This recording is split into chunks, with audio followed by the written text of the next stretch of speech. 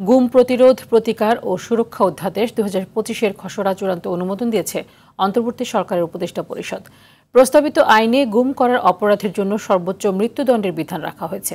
উপদেষ্টা পরিষদের সভায় সভাপতিত্ব করেন প্রধান উপদেষ্টা অধ্যাপক মোহাম্মদ ইউনুস। বিকেলে রাজধানীর ফরেন সার্ভিস একাডেমিতে ব্রিফিংয়ে এসব কথা জানান প্রধান উপদেষ্টার প্রেস সচিব শফিকুল আলম।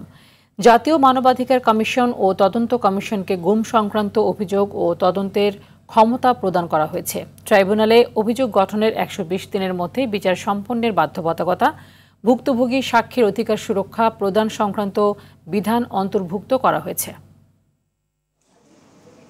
গুমকে সংজ্ঞায়নের পাশাপাশি চলমান অপরাধ মানে কন্টিনিউ অফেন্স হিসেবে বিবেচনা করে মৃত্যুদণ্ড সহ কঠোর শাস্তির বিধান রাখা হয়েছে।